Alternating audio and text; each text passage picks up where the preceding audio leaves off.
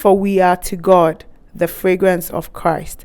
2 Corinthians 2 verse 15. Fragrance or the scent families is something that I struggled a lot with when I started my fragrance journey. It was difficult for me to know what it meant by a fragrance being floral or being oriental, or when they said that a fragrance was woody.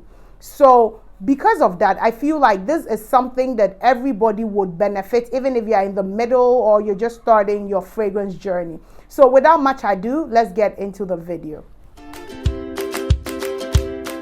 Hello and welcome to my channel. My name is Tokbe, and on this channel we have fragrance reviews, we have fragrance tips, we also have fragrance hauls. We say on this channel that we take fragrance serious, but we don't take ourselves serious. Have you already subscribed to this channel? If you haven't, I'm going to be very happy if you subscribe. And when you do, don't forget to turn on the notification button so that you are always informed when I put up a new video. So in the video today, like I said earlier, I'm going to talk about fragrance family.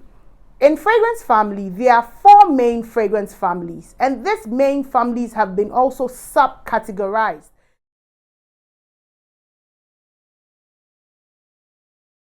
I'm going to go straight and start with the floral notes.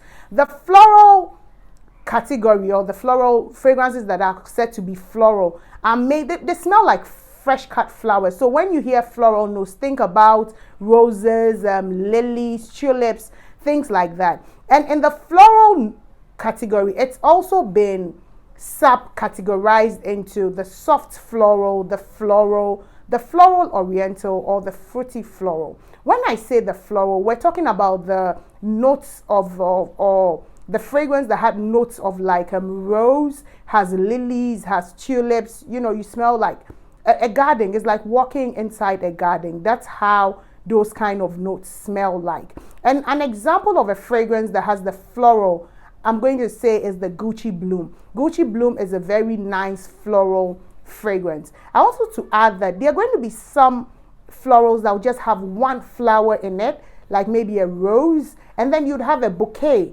of floral that will have a lot of more different florals put together.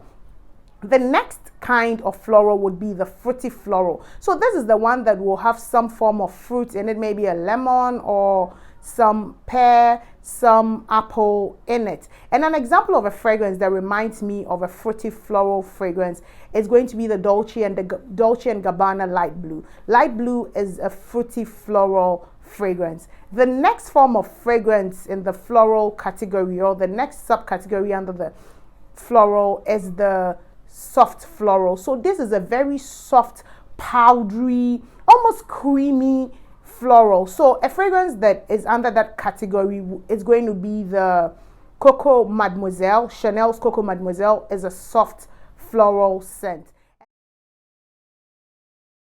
Fragrance that we're going to talk about is going to be the Oriental fragrances. So these Oriental fragrances are usually very opulent, very heady kind of fragrances. They are quite strong and potent, so sometimes they need to be toned down. So to tone them down, there's usually the addition of some amber or sometimes some sweet notes to make them more tolerable and less heady. So under this you find notes like vanilla, you find myrrh, and then anise sometimes under this. And this Oriental category is subcategorized under the soft Oriental, the Oriental, or the woody Oriental. Okay, so for the soft Oriental, we're talking about the very soft, dry woods, like dry scents, like some patchouli, and you know, a fragrance that reminds me of a soft Oriental is a Roches,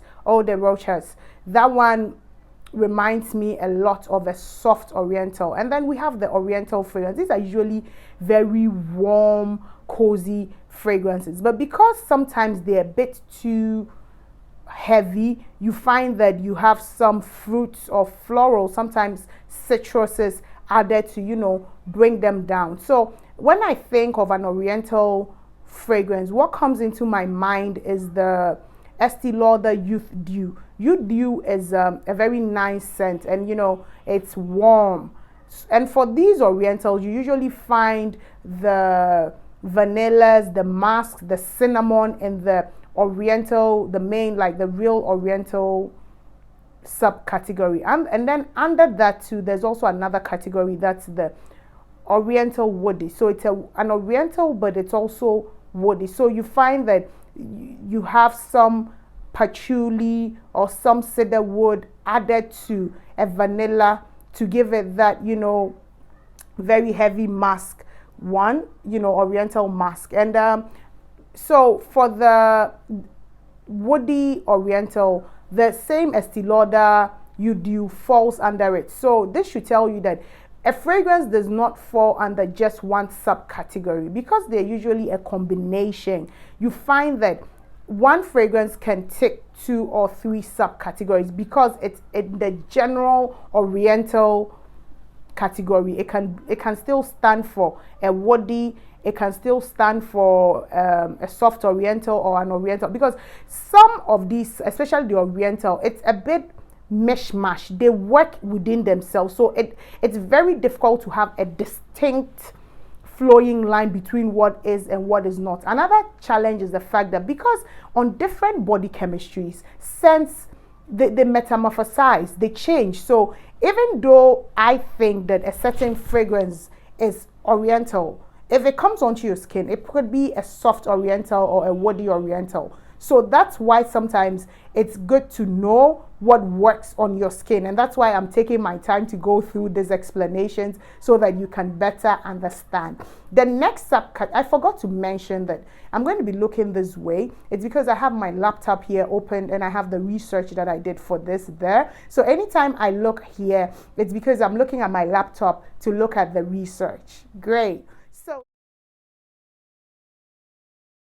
the next category that I'm going to talk about are the woods or the woody notes. So the woody or the wood notes have a subcategory of woods. It has the mossy wood or the dry woods. So what are the wood? The woody ones are very opulent, very strong wood-like smell. So you have like sandalwood, amberwood, cedarwood. And because they're very strong, most times amber or some other fresh or floral note is added to tone them down a bit. So we're going to go into the wood notes. These wood notes are that's woods, which is a subcategory.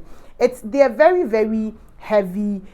So we're talking about things like patchouli, we're talking about vetiver. And an example of a fragrance that has these wood subcategory, I would say, is a Carvent and vetiver. So it's a very nice wood fragrance. The next subcategory is going to be the mossy wood. The mossy wood has like oak moss. It has some cedar wood in it. And a fragrance that has this category, which is under this category or has this notes in them, for me would be 1000 by Jean Patou. It's one that I would consider as a mossy wood fragrance. The last subcategory under the wood fragrance, I will say, is the dry wood. So these are dry woods that have a bit smoky, smoldering smell, sometimes a bit of leathery feel to it. And a fragrance that I think falls under this category for me would be Polo Ralph Lauren. Polo by Ralph Lauren or Polo Ralph Lauren. That is a fragrance that for me is under this subcategory. The next one is going to be the fresh fragrance. So these are the ones that you have notes like mandarin, you have bergamot, you have orange blossom, not orange blossom, you have oranges, you have grapefruits in it. So these are very fresh and they're subcategorized under the aromatics. You have the water or you have the citrus. So when we start with the aromatics, so these are very nice smelling, very sweet kind of fragrances under the aromatics. And they're usually clean fragrances that they usually mix inside herbs or steep inside some spices.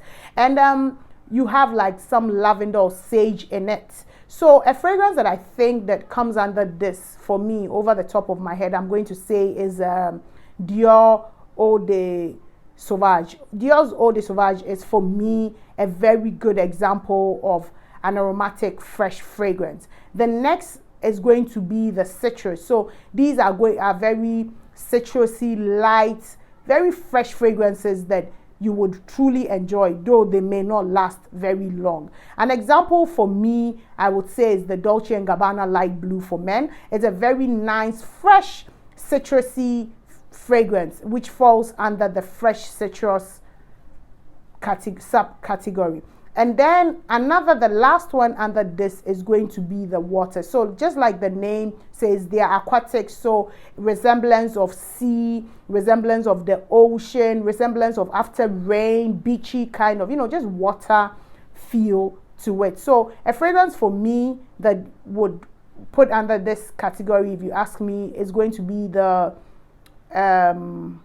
Cool Water by Davidoff. It's a very good example of a fragrance that falls under this subcategory. What I would want to add before going is that it's very important that you experiment, because there are some fragrances that, even though they fall under a particular subcategory, if you put on your skin, because of your skin chemistry or your body chemistry, you get another subcategory out of it. So let's say that we have a fragrance that is a clean scent, but because of the aromatics, so it probably will come up a bit oriental on your skin, but come up clean on another person's skin. So that's why you need to know these, and also sort of try out fragrances to really know the ones that work with your skin. Please, if you enjoyed this video, don't forget to like. Also comment below at the comment section what fragrances work with your skin, which ones least work with your skin, which ones you would really have loved if they worked with your skin. And finally, don't forget to subscribe to the channel. Subscribe and turn on the notification bell. Thank you for watching this video. Please stay safe and stay scented. See you in my next video.